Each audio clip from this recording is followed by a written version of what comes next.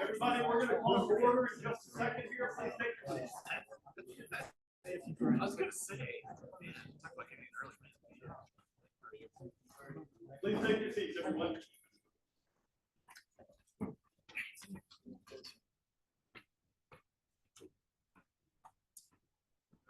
I'm Plano Council Member Shelby Williams. I want to thank everybody for joining us here today. The purpose for this meeting, there have been several discussions in several venues, including with the RTC and with DART. We have several member cities here have some experience over months or years in the things we're about to present today. We wanted to make sure we had a forum where everybody comes to the same understanding. To that end, we're going to make sure we have sufficient Q&A at the end. I think the agenda says for DART board questions, but we want to open that up to members of our other member cities as well. Our overarching goal today is to present information and to make sure everybody has the same understanding. We've heard at various times that there's some confusion about talking points, things we're discussing, propositions, etc. We want to make sure everybody leaves this room in an hour with the same understanding and that understanding is accurate. Now, we have a quorum of the DART board present. So to that end, DART was required under the Open Meetings Act to post an agenda, and will be Chair Slagle will gavel in. And so what we're going to do is turn it over to Chair Slagle in just a moment. He'll gavel in, maybe with a pen, not a gavel, but we'll make it work. And then DART will have fulfilled their obligation. This is being live streamed and recorded. So that was also a requirement, correct, Chair Slagle? Okay. And then Chair Slagle will turn it back over to me. We'll move forward with the presentation. We have to clear out of here in an hour, a little less than now. So I'm going to try to keep us moving, and I want to make sure to allot appropriate time. 15 minutes is on the agenda. I'm going to try to make it a little more to accommodate everybody's questions. And I will ask that you please save your questions to the end, but we want to allow appropriate time to make sure those questions get sufficiently answered. So we do want to make sure that this is meaningful time spent for all of our partners, and I do want to spend a little time introducing everybody who's here. This is the latest list that I have, so if I miss your name, please flag me down. I want to make sure everybody is appropriately recognized. DART Board Chair, Gary Slagle, myself, Shelby Williams, Plano City Council, Rick Sculper, Mayor of Irving, here to my left, Terry Lynn, Mayor of Farmers Branch, Blake Margolis, Mayor of Rowlett, switch. We're going to bounce around a little bit. Steve Babbitt, Mayor of Carrollton, Will Deacle, Mayor of Highlands Park, Thomas Stewart, Mayor of University Park, Joe Corcoran, Richardson County member, Ed Moore, Mayor Pro Tem, City of Garland. From Dallas, we have Dallas Council member Paula Blackman and Deputy Mayor Pro Tem Adam Dazadua. I understand that Council member Omar Navarez is going to join as Chair of the Dallas Transportation Committee. Nadine Lee, the CEO of DART, thank you, Nadine. Nathan Barbera, DART board member. Paul Wageman. Michelle Krause, DART board member. Patrick Kennedy, DART board member. Doug Herbasic, DART board member. If I mispronounce your name, please forgive him. Carmen Garcia, DART board member. Mark Abraham, DART board member. Enrique McGregor, DART board member. Gandrala Alexander, DART board member. Randall Bryant, DART board member. And Michael Morris from North Texas Pod. So if I have missed you, please let me know, and I want to make sure appropriately recognized. Okay, excellent. Mayor Madison has joined us as well. Thank you very much. I'm going to go ahead and turn it over to Chair Slagle now to gavel in, meet DART's requirements. This is required so that the DART board members present can ask questions, which we want to make sure he's been here. So please, Chair Slagle. All right, thank you, Councilman Williams. I appreciate you giving that explanation why we're here and have to live stream this, because it is the law, so we can do that. But I want to thank everybody for being here, board members, as well as all of our city representatives. So with that, it is now 3:05, and I will call the committee of the whole meeting the DART, they'll say represents the board of directors to the board. That, Excellent, yeah, thank you. All right. If we can move forward, please, to the, okay, we'll cover the agenda briefly. Like I said, I think you all had a copy of the agenda. We're going to try to move through this at a decent clip. We're going to allot rough time estimates to these. My most important time allotment is Q&A. I want to make sure everybody can ask their questions. Roughly 20 minutes to the presentation. We do have a proposal that we want to make sure everybody is of equal understanding for. 10 minutes roughly, 15, 20 minutes if we can for Q&A. And then Regional Transit 2.0 presentation for the remaining 10 minutes or so, and then we'll adjourn at 4. Okay, so I want to provide a little of the background to how we've got here. I know many of you got plugged in this year, some prior. We, the city of Plano, have been working with DART since 2020. Finally got this information in the form of the Ernst & Young report, which you may have seen, which was just released.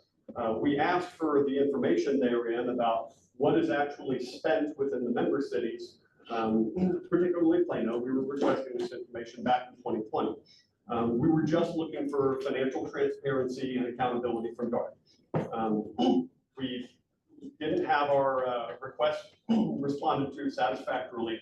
So in the 2021 legislative session, a bill was filed on our behalf, just a financial transparency bill, seeking to understand the money that was spent by the DART system in the city of Plano. The request was made by DART for that bill to be withdrawn under the promise to provide that information to us directly. We said, okay, and the bill was withdrawn. The information was not provided. It was not provided meaningfully. Fast forward 2 years to last year's legislative session, the same bill was filed again. This time it passed the Senate, it passed the full Senate. It ended up dying in House Committee. The refrain that we heard in the Capitol was, try your best to work this out at home. And I hope you can understand as we progress through this that we've been trying to work it out at home for many years. That remains our preference.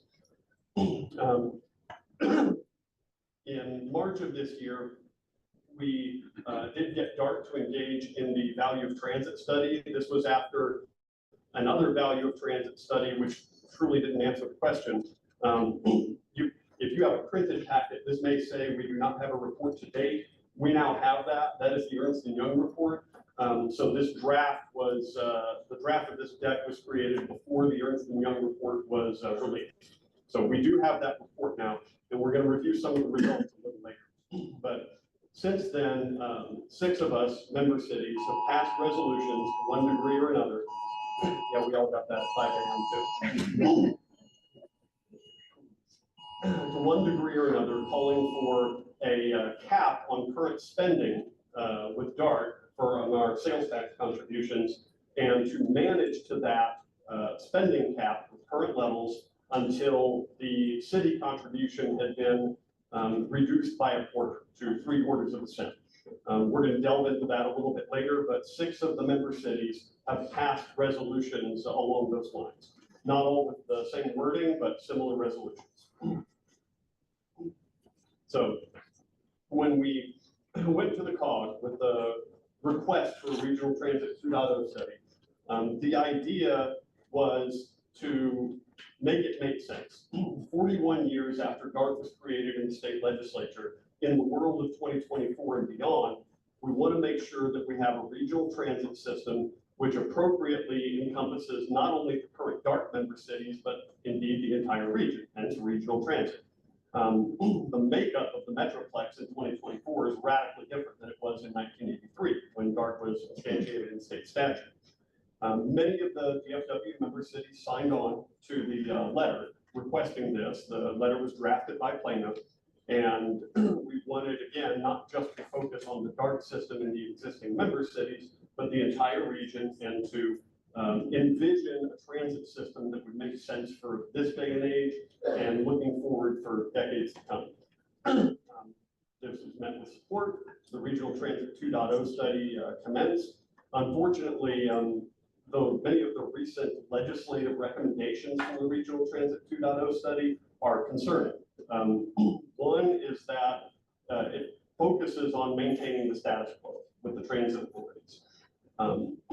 It also talks about economic development in the realm of the transit authority. And as we'll get to a little later, the member cities believe that it is the purview of the member cities to pursue economic development in our cities and partnerships with neighboring cities. Lastly, recommendations for increasing taxes. That's just a non-starter in the legislature. That's going to go nowhere. That's not political reality. So all of our member cities have many shared concerns. Safety is one. I'm going to give a couple of anecdotal stories here, but a decade ago, when my office was in downtown Dallas, I would ride the Red Line from the Parker Road Station in Plano, downtown Dallas. On the way back home from work, there was a guy, I don't know what he was on, crack, meth, some new designer drug, who knows. He was peeling off his clothes, jumping over the seats, hooting and hollering. This was a decade ago. And anecdotally, things have only gotten worse on the line. Not that every train and every bus is subject to that situation at all times, but we're going to look at some crime statistics that show it has gotten worse just in recent years. There was no dark police to be seen back then. Cleanliness and reliability. So cleanliness, of course, is an issue, and it's a deterrent to people wanting to ride the system. We want a system that people want to ride. Reliability is a big thing. I was elected in 2019, and I was invited to a newly elected officials briefing at DART headquarters. That's where I met Deputy Mayor Pro Tem Basil Doe. And we were encouraged to take DART to this meeting. Like, all right, I'll bite. So I planned my route. I looked at all the timetables and everything, and I got on the express bus. I'm using air quotes on purpose in Northwest Plano. And because I took DART to the DART meeting, I was more than an hour late. Like, I left on time. I did my part. I was more than an hour late. Now, newly local elected official, first world problems, right? Who cares? What if I were a single mother going to a job interview? What if I were an older teenager helping support that single mother, just trying to get to my job? And I've shown up more than an hour late too many times, and I get let go. This story is repeated countless times in terms of reliability of the DART system. And the Ernst & Young study highlighted the financial realities of the DART system and the petty sales tax we're paying. But the reality is that back in 1983, DART was envisioned to meet a need in the Metroplex at that time. And while some cities, amongst the member cities, are effectively being financially subsidized, they're not being served well. And DART is currently poorly serving the people it was most meant to serve. And the biggest thing we want now in 2024 is to make it make sense. So that leads us to the value proposition. We are putting in lots of money to the DART system. Fewer and fewer people care to ride the DART system. Putting in more money isn't going to make more people want to ride it. Taking care of the safety, the cleanliness, the reliability, the efficiency, that's what makes people want to ride it. Going into the ridership. And lastly, the service model. We'll delve a little more into this. The service model makes sense in 1983. It truly does. And in the Metroplex of 1983. In this day and age, it no longer makes sense. And we believe that DART needs to re-envision, and the entire region needs to re-envision what transit looks like now in this technological age. And again, make it make sense. And for the people who are most reliant on transit, make sure it's effectively serving them, meeting their needs consistently, safely, and reliably. So on safety, these are year-over-year stats based on 2023 data. We don't have to spend too much time on each of these, but I just want to give you all a flavor for what we've seen in terms of safety.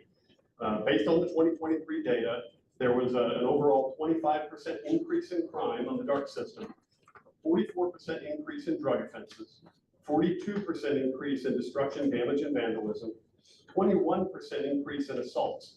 There were 747 assaults reported last year. That's more than 2 every day on the DART system, not just Metroplex wide in any venue. That's the DART system.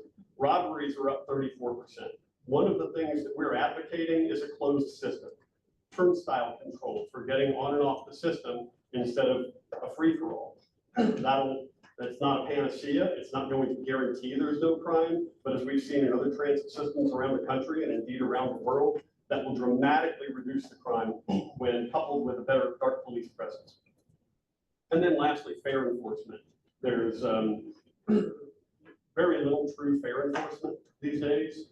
A lot of it's effectively on the honor system, and we're providing this as the member cities as a framework for our constituents to have a safe and effective public transit system, but we require them to have skin in the game, and we want to make sure that the people who do have skin in the game aren't. It's not on the backs of people who are walking on and off the system without regard for all the safety and reliability and everything. So next slide, please. Cleanliness and reliability. So there are definitive cleanliness issues along DART stations and DART-owned land. And this is not unique to any specific member city. This is system-wide. These are concerns, again, that we all share, all of the member cities, whether we passed a resolution or not. Our constituents have all experienced these concerns. The buses.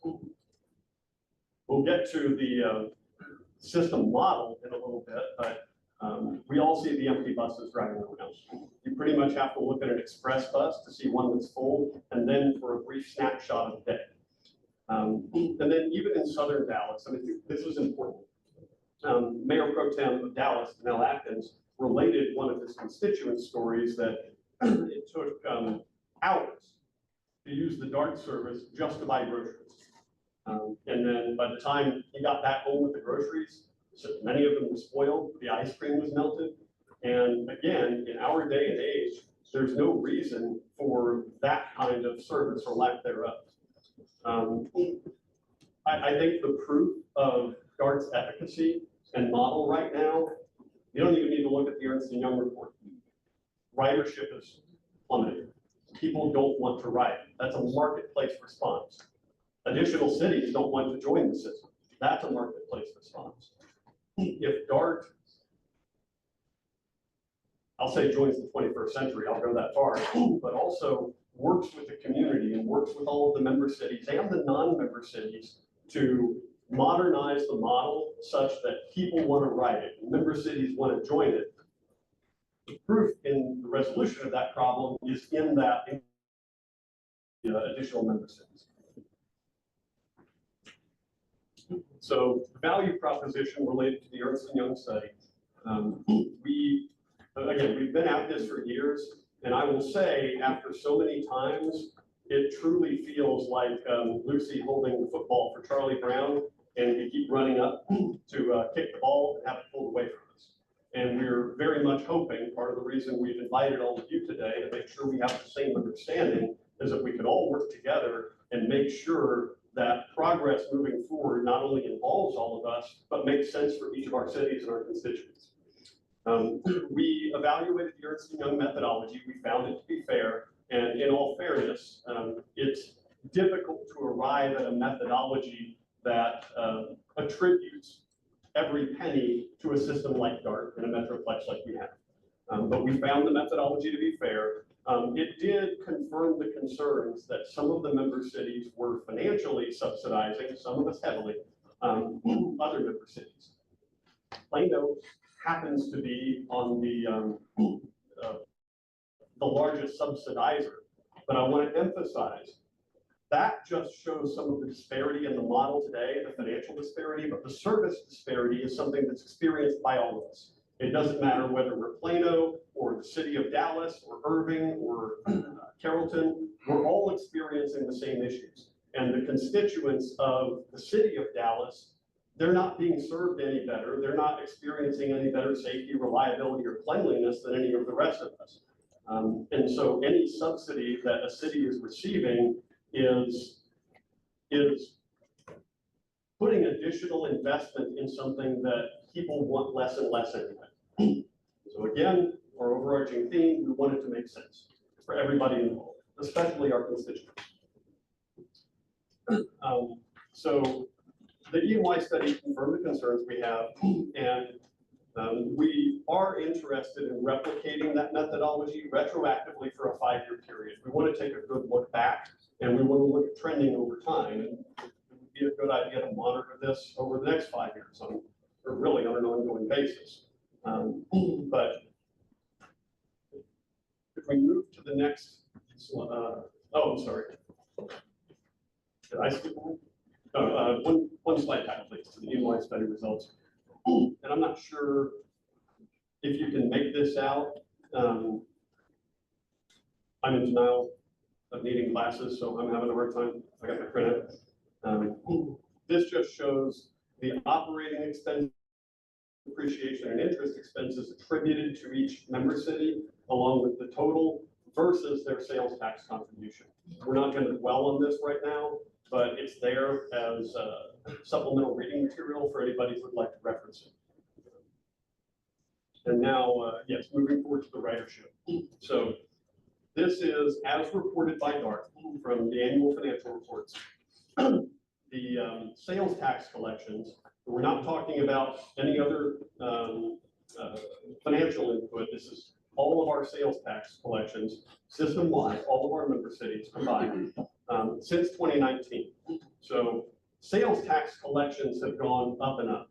And part of the nature of the DART model is that it doesn't matter what happens with it, it's going to get the sales tax revenue from the member cities to the tune of a 34% increase in sales tax collections in just 4 years, 2019, 2023, versus ridership. Now we look at ridership pegged at pre-pandemic. Naturally, as was expected, ridership started to plunge in the pandemic. But that's been a while. Ridership still has not regained anywhere near pre-pandemic levels. And in fact, it's 30% fewer riders as of 2023. Last year, 30% fewer riders with 34% additional income. So as we talk about capping spending, that's part of what we're saying. We have not largely proposed slashing current spending by a quarter. We've said, make do with the current levels of spending. We're spending 850 plus million to serve roughly 50 million riderships. I don't say riders, riderships. Maintain that level of spending and maintain that level of efficiency or inefficiency, however you want to look at it. And then over time, as our sales tax contributions are going to climb, that should go toward what we're going to look at here in a moment. Originally, we were talking about just returning it to the member cities. We think we have a better proposal, which we'll review. So it's no surprise that the population of our whole area is increasing, but the population of many of the existing DART member cities is not increasing that much. It's increasing in everywhere around us. Our growth is fractional compared to what's going on in other areas of the metroplex. Okay, the service model. I want to spend a little particular time on this because again, in 1983, the model that was envisioned by DART made sense. The fixed bus routes were kind of the only option. The light rail was a good idea, and in many cases it still is. How it operates, how it works matters a great deal. Now, obviously, DART has an armada of buses. How they're deployed matters in terms of how it's serving our constituents, how it's serving our cities, and how it's connecting people between our cities. In 1983, traffic went from here and it all went into the center in Dallas. And then it went back out again in the afternoon. That's not the Metroplex of 2024. We're going all over the place. Regarding transit-oriented developments. Now, like many of us, Plano has taken particular care because we did buy into the DART system in the 80s. We've taken particular care to make the most of that. And we have aligned ourselves toward many transit-oriented development projects. But part of the concern we have with the Regional Transit 2.0 study is the presumption that it should be on the transit authority to foster economic development. That is and should be a city function. We're closest to our cities. We know what's best for our cities more than the transit authority. The extent to which the DART system ever was an economic development engine was to the extent that public transit was available as an option. If companies wanted to come into one of our cities or grow in one of our cities, it had public transit, and that was a selling point for many of us. But some of the trade-offs that are contemplated in terms of incentivizing economic development are non-starter, just to be quite blunt. And the cities, member cities, whether we've passed a resolution or not, whether it's Plano or Raleigh, City of Dallas, I think we all value the partnership with one another and with the DART system. And that's something that we want prepared, bolstered, and again, I'm gonna keep harping on this, to make it make sense for all of us. We do feel that a closed system is going to be, make a dramatic improvement. Yes, that would entail some capital investment, turnstiles, et cetera. I've ridden public transit systems all over the world, all over the country, as I know many of us have, and many of them work very well.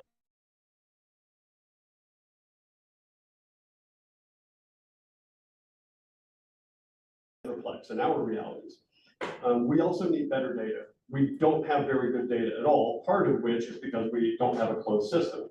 We don't truly know the ridership. We don't know where people are getting on, getting off, and without good solid data, we can't really get at what would best serve the people using the system, and especially it's harder to read between the lines, but tease out where they're not being served based on the ridership habits that they're exhibiting. A la carte options. One of the things that works best now with the DART system is GoLink. But again, in 1983, fixed bus routes were necessary. In the age of these, there's no reason why we should have fixed bus routes. We're perfectly capable, it's possible to program the algorithms to have dynamically routed buses, whether they're small buses, big buses, doesn't matter, so that you can punch in where you want to go from your current location, and the appropriate bus swings by and picks you up and takes you to your location. And it's got a dozen other people on that same bus who are going in the general vicinity. And still ride sharing, you're still putting more people into a single vehicle rather than everybody taking an Uber or a Lyft. That's more efficient and better for the environment. But for the people who don't have one of these, we already have all of these bus stops that can be simply fitted with the same kind of kiosks where they get tickets now, or some of them get tickets, some of them don't bother. And they can do the exact same thing and be picked up from the bus stop. That can serve literally everybody in the entire system more efficiently, more cost effectively, and more reliably than the fixed bus routes we have now, without the pain of having to look up, okay, I gotta get on this bus, that one picks up at what time, and if it's late, then hey, out of luck. So to cap that discussion off with the service model, and there are a number of other things. I mean, I'm not married to what I just laid out. I just know that in 2024, it's a technological possibility. And we should be exploring ways to modernize, not just now, but continually in the future. We should always be asking the question, how can we better serve our constituents?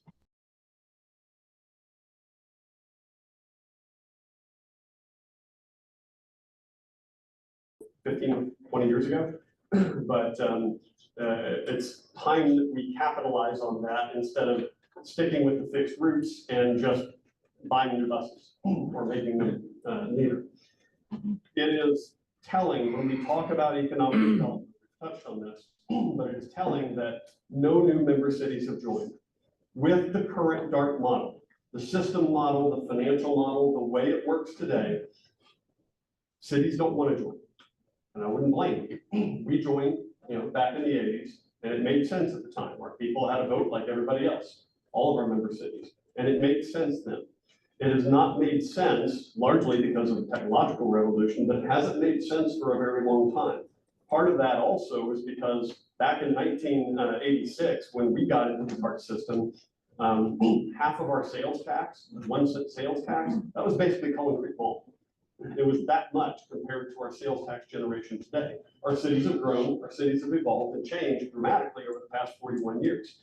And again, we want to make it make sense. And we want a model that others want to join and contribute to. Okay. Now, regarding the member cities proposal. So we have laid out several things which we think will assist dramatically in making it make sense. So first is the general mobility program. This is a slide agenda. We're going to delve into each one of these bullets here in the subsequent slides. A general mobility program. This is not unlike the sales tax rebate, if you will, that we all received recently after the surplus and the ILA related to that. A reduction of debt issuances. So as I touched on earlier, when we spend more and more money on a system that fewer and fewer people want to ride, that is throwing good money after bad. To the extent that the system is going to incur debt, it should make financial sense for the member cities, and it should make system sense in terms of usability. We want to provide a more responsive service model, again, for the people that are riding it. And we want to prioritize a model that encourages better utilization. It goes right back to people want to use it. And to DART to focus on making a system, financial and service, that actually attracts additional member cities.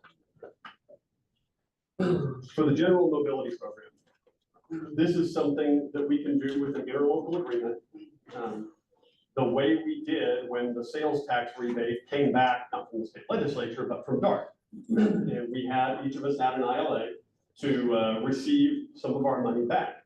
And it was in a structure that we would get reimbursed for DART approved transit oriented projects. There's not one among us, member cities, that doesn't want to see transportation and transit improved. And if you drove through Plano to get here, which I know you all did, then you can see we want it just as much as anybody. We want to see transit improve. So this would be up to 25% in the sales tax funding. So again, as I alluded to earlier, this is not just slashing spending by a quarter, or even necessarily any more capping spending by a quarter, and we're just going to do what we want with the rest. We're envisioning investing and reinvesting into our whole transit structure, whether or not it's DART involved with these 25%, so that transit and transportation is better aligned for all of us, especially as we look at the mobility between our cities. And if we're looking at eligible mobility projects that at least the preponderance of us agree is a good idea in terms of facilitating more effective transit across the Metroplex, then it should be a no-brainer. There shouldn't be any opposition to that. We're going to improve the situation for everybody. The DART buses are going to be able to, or whatever mechanism DART's running, is going to be able to run more reliably if we get more traffic off the roads and we have better thoroughfares. The funding, please. So there's an opportunity with DART right now, when considering its 20-year plan, to accommodate a general mobility program like this. This looks at not just the nature of our investments in transit system-wide, and indeed Metroplex-wide, but a reduction in debt issuances. We believe that the current level of DART debt and the coverage for that debt is way too high, and the debt should be increased commensurate to the benefit to be gained by the member cities, not necessarily by the DART system. And I'll be real candid, the debt that DART has also serves as an exit barrier to the current member cities. Because if any of us were to try to leave the DART system, there's a barrier there. Our people have a vote, just like we had to get in. I just want to take a step back and say, we're not talking about leaving the DART system. We're talking about making it make sense. But the level of debt is a barrier to exit. And That's no. If our people voted, for instance, to just get out of DART, we don't want anything more to do with it, all DART service would stop immediately. We would get to pay, the city of Plano as an example, would get to pay over the next half of our sales tax, the 1 cent sales tax, for a decade before we have paid off our share of DART's debt. That share isn't calculated based on anything that was actually spent in the city of Plano.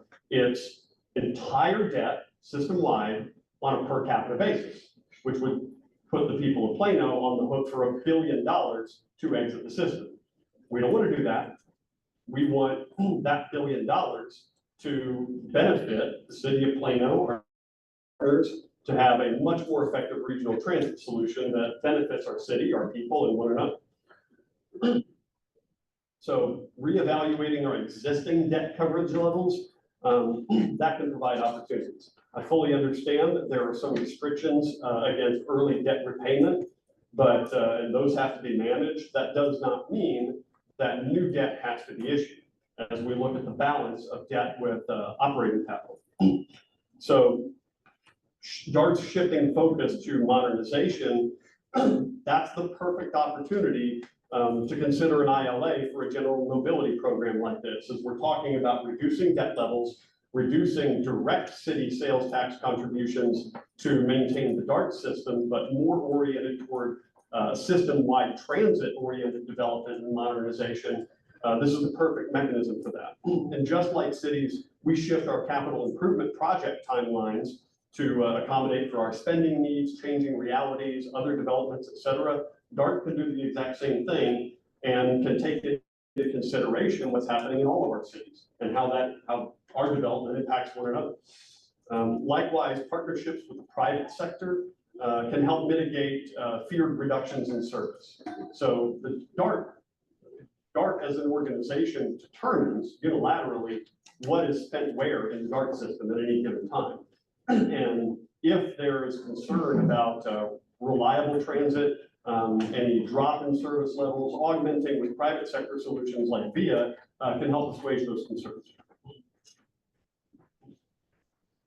Okay, so for our next steps, we're requesting that DART propose such an ILA for a regional mobility program, similar to the ILA that we have, that would return funding to the member cities to the tune of $0.25 cents for us to invest in the transit-oriented development that is that makes the most sense for our individual cities. Because of where we've been, and this has been a very long road, if an ILA cannot be agreed upon by November 11th, which is when bill filing begins for the next legislative session, then we would have to advance this conversation to the legislature.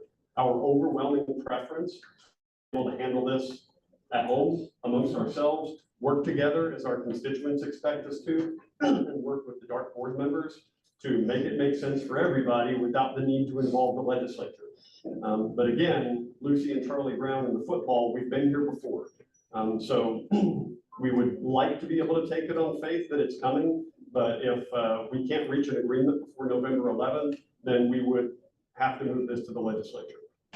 And regarding the Regional Transit 2.0 study, we do have concerns, like we said, about some of the legislative recommendations, and we understand that it's in process. And I'm not attributing Lucy and football to the Regional Transit study, but we can't wait any longer.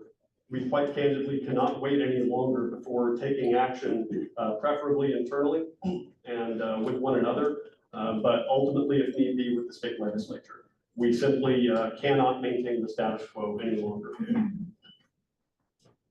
Okay. With that, I'd like to open it up to questions. As I said, while the agenda states DART board questions, I want to make sure that representatives from the member cities have an equal opportunity to ask these questions.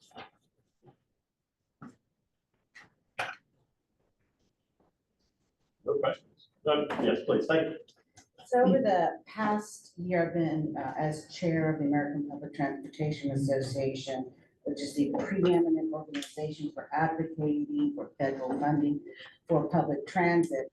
I have been very involved in this particular funding future of funding. And what we see on a national level in the future is a reduction in federal funding for public transit. So while I understand that sales tax is the largest revenue for DART, a large source of revenue for DART is federal funding. So if we have a reduction in federal funding as well as sales tax, that's a 1-2 punch for DART. So we just want for that to be in the mix, in the discussions, that it's just not one piece of the puzzle. There's many pieces of the puzzles that need to be considered when we're evaluating these next steps. That's a great point. And that's exactly why the Regional Transit 2.0 study, which we all came to the table with a specific request, make it make sense. And that's exactly the type of thing that you contemplate. Likewise, with DART's 20-year outlook for its financial model, it should likewise contemplate that. Now, I'm going to give you, this is anecdotal, but I did the math based on DART's numbers. So in the very first report that we received as the city of Plano, from our initial ask of what's actually spent in the city of Plano, it was about a 14, 15-page report. It never addressed what was spent in the city of Plano, but there were a lot of charts and figures and everything. On page 14 or so were 3 charts. One was the ridership in Plano, at least to the best that DART could figure. Because again, not an open system, it's impossible to fully track ridership. Second was how much the riders who pay into the DART system, they pay the fares, how much they're paying to ride. The third is how much they would have to pay if they were to provide their own transit, presumably have their own car, Uber, no matter. So that was math that I could use. The delta between the fares that they pay and the what they would have to pay by providing their own transportation, that's the subsidy. Whether that's sales tax subsidy, federal dollar subsidy, that's the subsidy. In doing the math against the ridership, I calculated that we could just get free Uber for all those people with that number of riders for less than half of what we're paying into the DART system. Not that I think free Uber for everybody is an effective public transit solution, but it shows how cost ineffective the system currently is. And even if you look at Plano, which is the most underwater according to the EY report, that means if you just assume we're not underwater, we're just break even, we're generating less than half the sales tax that we currently are. And that's what's going into the DART system. If we're break even, we could still use that money to get free Uber for everybody more reliably, more safely, and cleaner. So your point is well taken, it's accurate. As we look toward a future with fewer federal dollars in the system and less sales tax revenue, at least less direct DART sales tax revenue from the state, from the member cities. If we're talking about the regional mobility program, then we're still going to be investing that in transit in our cities, transit-oriented projects. But we can easily envision a future that functions more reliably and more cost effectively because it's already proven out in the ability to just get everybody free Uber. Again, not advocating that as an effective transit solution. And that should be accounted for in DART's outlook for 20 years in revising its model. Yes, sir. One thing to keep in mind is that there's been talk in the legislature of how sales tax is applied. And I know, or I should say credit, let's use that word. And depending on what the legislature does, that could have several $1 million worth of effect, even for a small city like Farmers Branch. So the money that we're paying in now, 1 cent, could probably be dramatically affected. And I'm sure that would affect other cities also. And we don't have control of that. I'm sorry. Good. Please. Yeah, I'll just go ahead and follow up. First of all, the reason we want to have this meeting in the first place, we didn't expect it to be this big of a deal. We just wanted to meet with the DART staff and talk about how can we work on some of these problems. So it's gotten blown into a lot bigger than we had anticipated to begin with. But the staff did not want to meet with us without having the board present, so that's why we are where we are today. The real reason I have been involved, and I'm speaking as the mayor today, is because I have a group of 5 new people on the council, and they're looking at what's our return on investment. And then when you get young people who get involved with things, and they start looking at the numbers, what they come up with is that every man, woman, and child in our city, based on our amount of money, is putting $400 into DART. Every man, woman, and child of that 1 penny sales tax goes into DART. And the average price of our home, individuals in a home are paying more into the DART than they are taxes to the city of Irving. So these things start to pop up when you get new people involved with this and haven't been involved in the past. So that's the number 1 thing. They start looking at the dollars. Number 2 thing, we start listening to the people.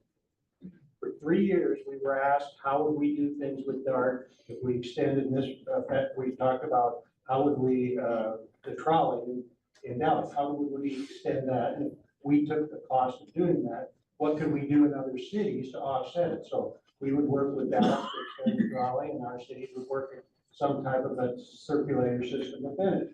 We gave examples of what to do. We met with our companies. We met with McKesson. We met with Pioneer. We met with others saying, we would like to have some type of a circulator from the DART stations to our businesses.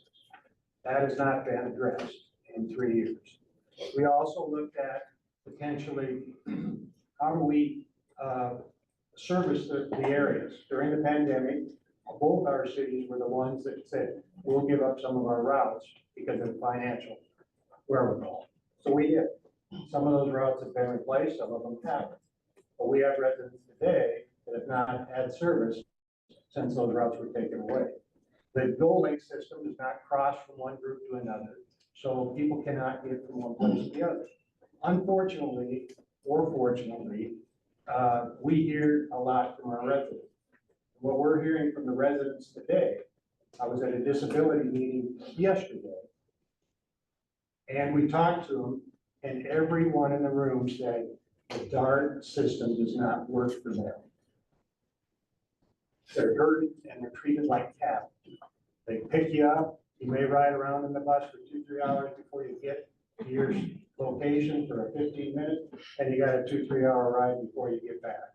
Now, I'm not saying that's good, I'm not saying that's bad, but I'm saying it's an issue that we need to address. And that's why we wanted to have this meeting, to talk about things like that, not to get into this Dallas versus a suburb, because I spent a lot of time with Tanel and others who have told me they have the same problems. They don't have the service that they need in the areas they need. I've got our elderly population that I met at the senior center with the other day. We cannot get to the doctors. We cannot get to the bank. We cannot get groceries. So I've had one thing on my mind, and Michael Morris was on a call with him the other day. I said, we've engaged VIA to try to figure out how we can put together an internal system for our city, because our residents are not getting the service they need. Now, cleanliness and stuff, they're working on that. I think where there's a lot of things we've addressed, but the bottom line, the model is broken. If we can't get the elderly population and the most transit-dependent people to the bank, to the doctor, and do the things that they need to do, then we're not providing it. We're not doing it right. And so now I've got a group that are saying, well, maybe we need to look at spending what goes on in other cities. So now they've been visiting with other cities. What they found is in the city of Grand Prairie, they have one service and it runs through the whole city. We'll pick you up anywhere and take you anywhere. Paratransit the same way. You know what they pay a year? $4.2 million for the whole city's transportation. Now compare that to the 100 million we pay, or the 400 million that you pay. So this needs not be one city against another. This needs to be, how do we fix the problem with making sure our residents, especially the most vulnerable, and you can, even Nadine shared with me one day, she goes, I started looking at the demographics in South Irving. You really have some challenging demographics in your city. I said, I know, that's what I'm saying. people need to be taken care of. So that's what we're trying to accomplish. We could go into the legislature, we can talk about the quarter and all this stuff, but at the end of the day, if we don't figure out a way to work with the people, we're not gonna get anybody to join the system. Today, as we speak, who is Frisco talking about getting into the transit business with? It isn't DART, it's DCTA. So we're not even gonna, they haven't even approached us. So we don't even have some of the fastest growing cities where I have people that need jobs to be able to get to. We don't even have a connection with. Those are the things that I'm trying to get to. I mean, we can go around the barn on all this other stuff, but the reality of it is, if we can't take care of our people and the systems grow, people won't join. And the residents are concerned. I mean, I don't know, maybe none of your, maybe Dallas is fine. Maybe your residents are happy. They've got every service they need. They don't need to worry about any more routes or anything like that. Maybe they're happy. I don't know. You may have that. But for me, I don't. And I've got my major corporations that want circulators. I've got, you know, and I'm willing to shut some stuff down. For example, I showed Nadine the letter the other day from the University of Dallas. They want that station on the Orange Line shut down because their students don't use it. And the people that are making camps there or creating problems on their campus. Okay, let's shut it down. What does that do? Creates a less time. If they don't have to stop at that one, now maybe we can speed up the time on the Orange Line. It doesn't have to stop as many stops, and the station is, and the people don't want it. When the University of Dallas sends a letter and says, we want it shut down, let's not argue with them. Let's shut it down and see if we can use the money more efficiently someplace else. 3 weeks ago, we have a meeting with the TRE, the TREX committee, which is a partnership between DART and Trinity Metro. We have on there to buy a certain amount of engines, to do a certain amount of repairs on vehicles. About a day before we're supposed to have the meeting, they pulled. They said, well, we're not gonna buy that many engines. We're not gonna rehab that many trains.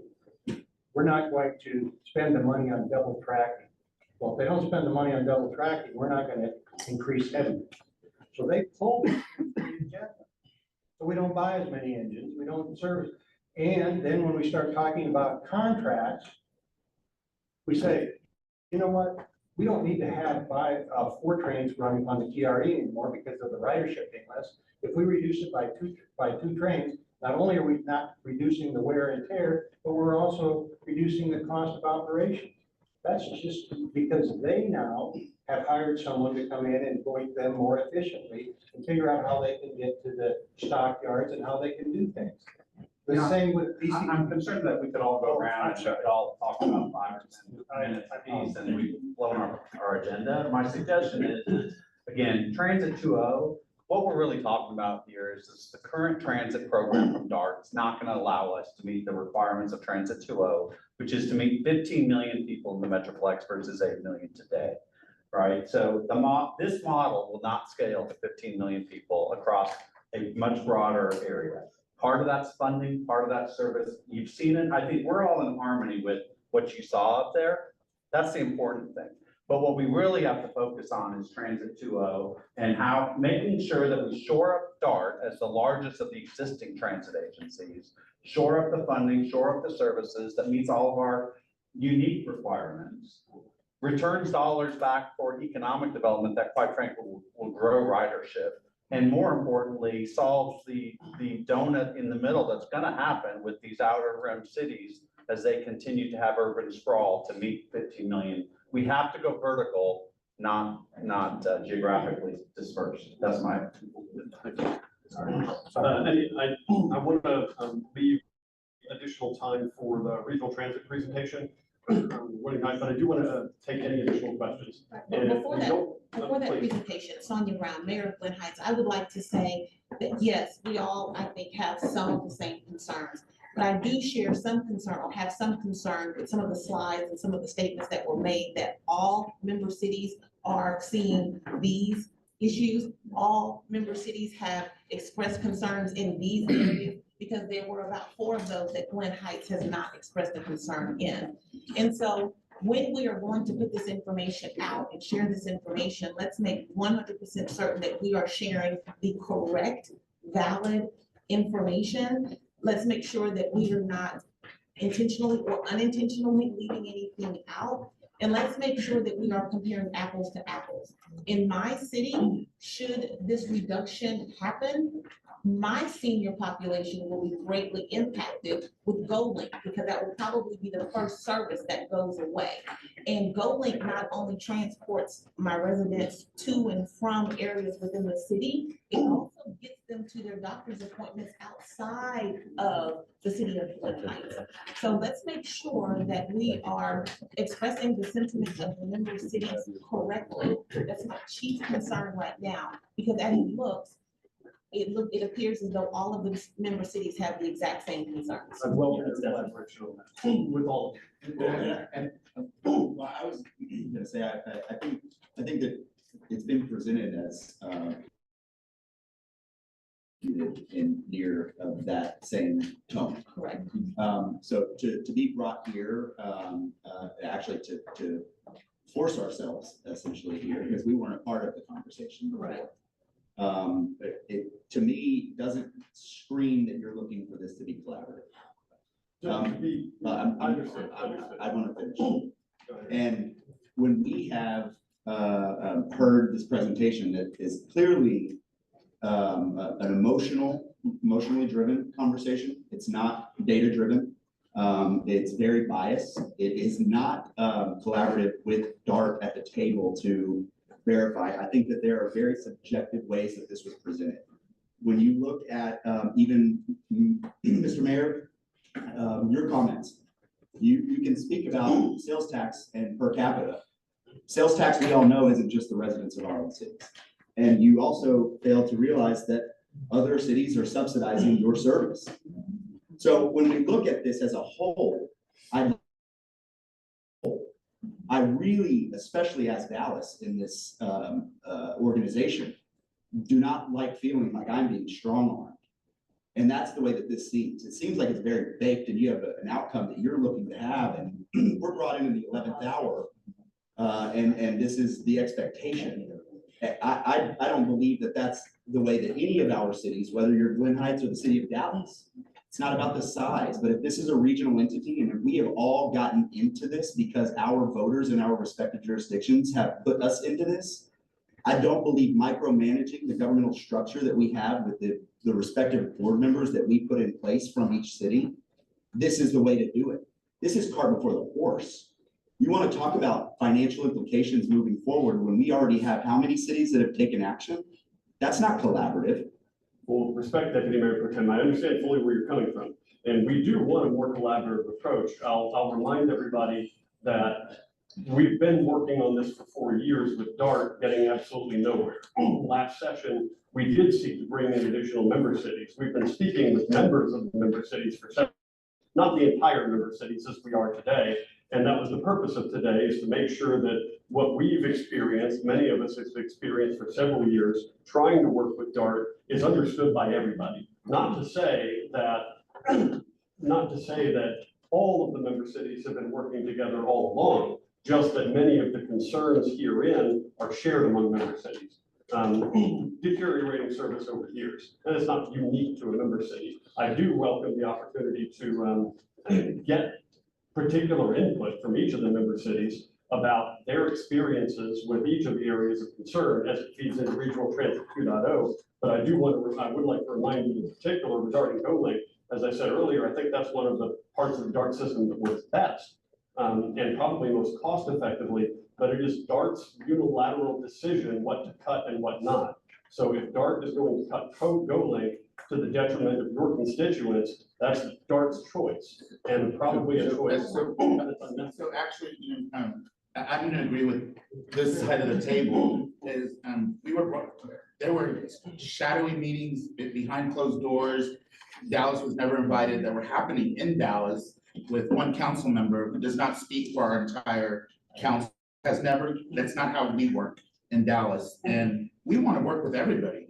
We have zero issue because with modernizing, absolutely, let's do it. And when it comes to the things that were written, I agree, we're very biased when it comes to cleanliness, reliability, safety. I do know for a fact, because I work with every single one of our board members, and we bring them in every quarter as a transportation committee, so we can collaborate, we know what's going on. I would like to do this more often with you all, whether I'm here or not, but we weren't invited, and y'all been meeting since the beginning of this summer, together, and we just found out about it this week. And this was not going to happen this way. This was going to happen in Dallas at the North Central Police Division, because one council member has been working with you all with language and everything they want to do to harm DART. And that's not what, I can't speak for my council right now, except for we know that we need DART. We want to work on it. And I do know for a fact that they've hired more officers. The reliability has improved because my constituents have told me, thank you for getting the improvements here, and that it is cleaner. But they just started, this plan started, and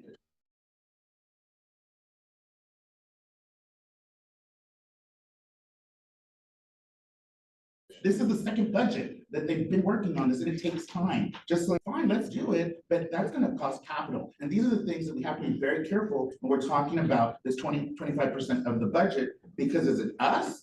And now we're all on different systems and we have different things. Your neighborhoods may need something different. I'll give a perfect example. We had a pilot that happened in West Dallas with golf carts that are very similar to Uber. 14,000 riders a month. It is better than a bus. And so, but that doesn't mean it's gonna work in every neighborhood. Exactly. But to say you're gonna do it on your own versus making sure that the transit specialists are doing it, and that's where we gotta like have conversations to make sure that we're not all on different ideas. And yes, absolutely, we all have writers who had a bad experience. You gave a 10-year-old example and a 5-year-old example. I'm gonna give you a last weekend example where I went to downtown in Dallas. I hopped on the DART to go to the State Fair, Texas, and there were no homeless people around. There was nothing going on where normally that was Scarysville. It is clean, it's been taken care of, and it's being kept up. And these are the things that happen, but they can't do it if we get in their way. And in all honesty, right now, what's happening here with elected officials is we're getting in the way of the actual duly appointed officials of DART, and not a single one of them has been allowed to speak or say anything. Councilmember, yes, I'm afraid we're at time. I think your suggestion of having another meeting to discuss these things together is good.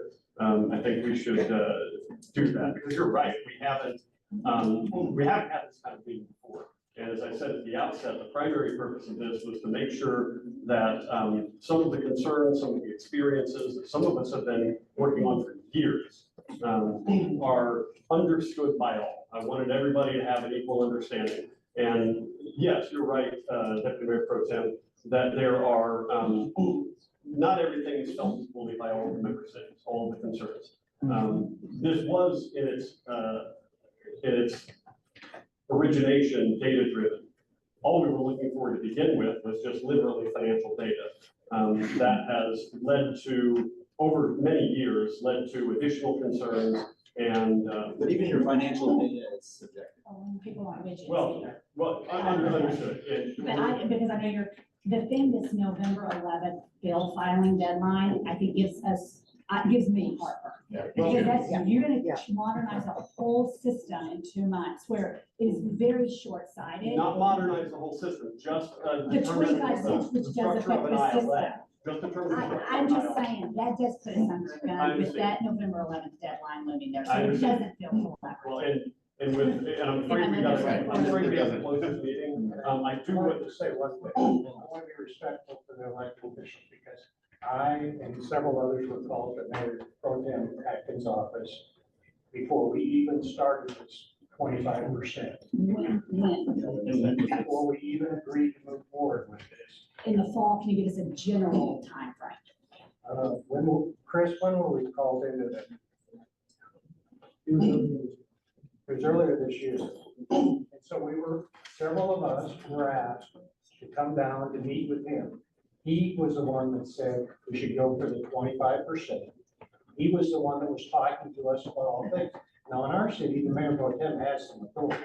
So we assumed that we would It's use, not assumed. had some, it was in July. In In July, July of this year. July of this year. Thank you.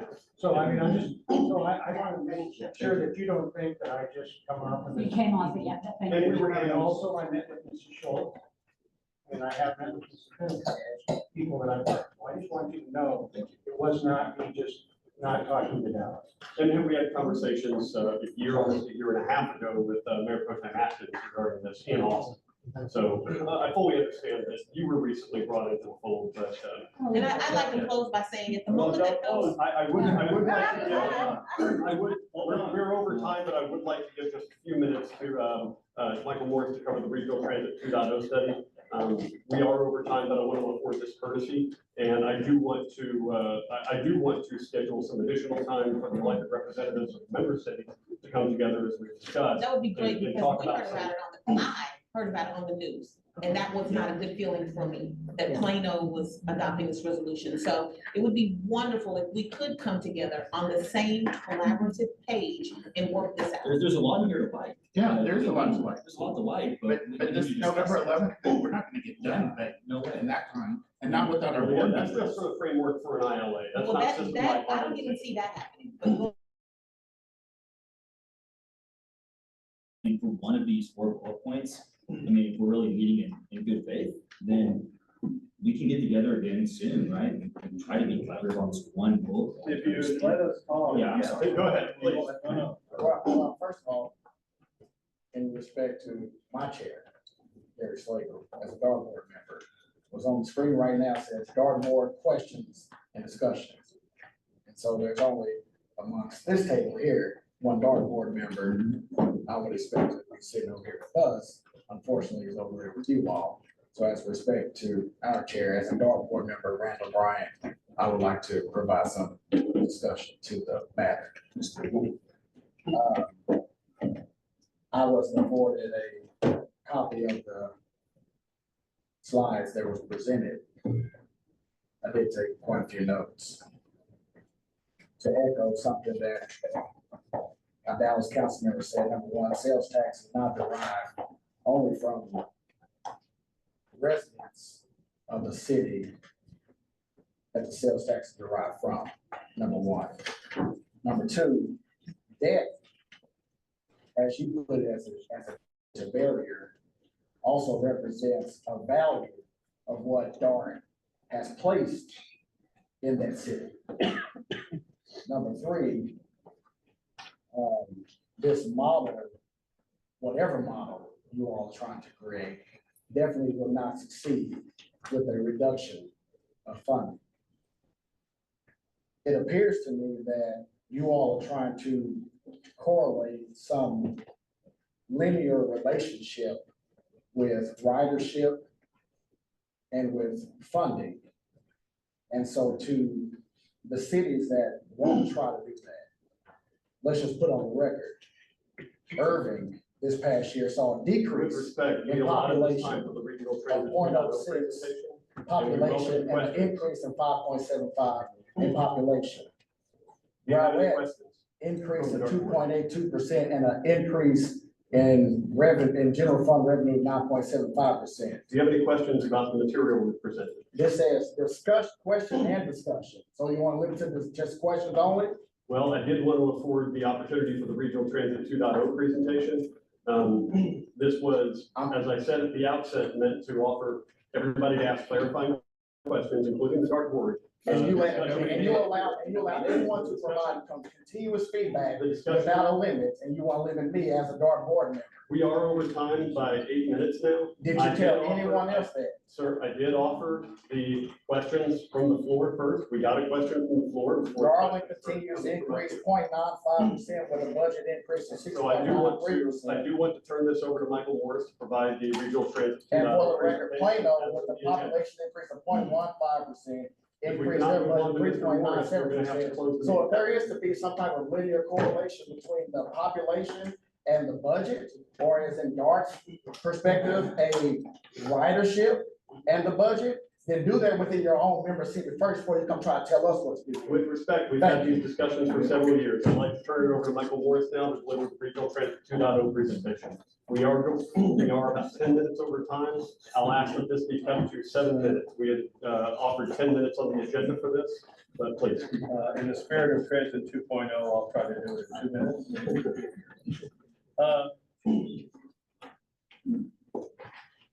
3 points.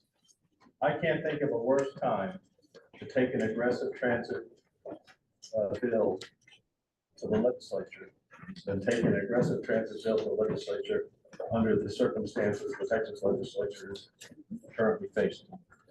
And I fear, if you're live streaming, I can't go into all the reasons why, it may not come back anywhere close to what you're asking for. 2, I think you all have just made the case of why you all should participate in the Transit 2.0 program. Your conclusion of some of the Transit 2.0 elements without taking time are not accurate. Now, you're in an unfair position because I don't think you've been briefed on it personally, but your references with regard to Transit 2.0 wishes to have the transit agency get in the middle of home rule local control is an inaccurate statement. That is not at all what that particular position. You have a handout. I'm going to quickly go through what Transit 2.0 is. I believe you've made the case for why Transit 2.0 is your home. I'm not sure you need the next meeting. I think you all need to participate in Transit 2.0. Task 2, develop a transit legislative program. Task 3, develop strategies to increase transit authority membership. Task 4, develop collaborations between existing transit authorities. Task 5, develop strategies to foster transit authority board partnership and teamwork. That seems to be close to the conversation today. Task 6, develop strategies for infill development. Task 7, review fare collection strategies to increase ridership without lowering revenue. Task 8, develop recommendations to address transit authority member city paradigms. I encourage you all to read the paper I wrote on that particular topic. McKinsey, one of the most advanced financial institutions in the world, is developing a financial model for you to look at all of your costs and all of your revenues, especially in DART, over the next 20 years, to see in fact what the art of the possible is. I don't think looking back a year or 5 years is the best path forward to determine what can we do and what flexibility of revenues and emphasis areas without looking at your costs and your revenues over the next 20 years. You all have the right to be frustrated. I wasn't frustrated until I came here today. Now I am frustrated. But you have transit agencies that have been in existence for 40 years and basically built their system, and they need to rotate. You have a region that's going to bring 4 million people in the next 20 years. The RTC needs a very successful transportation authority. We need to develop communication, a partnership, a rhythm, an initiative, leverage it quickly to get as many of those 4 million people in the center of our region, or we will not survive as a region. The RTC will be exporting $10 billion for rural freeways, when I'd rather build signal systems, thoroughfare street, transit investments in the center of the region.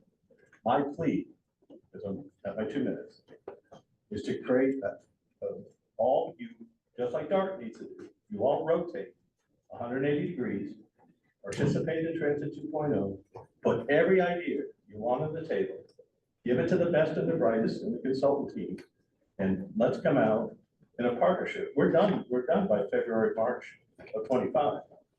Transit 2.0 is Transit 2.0 is already out. Task 5 is on the we have our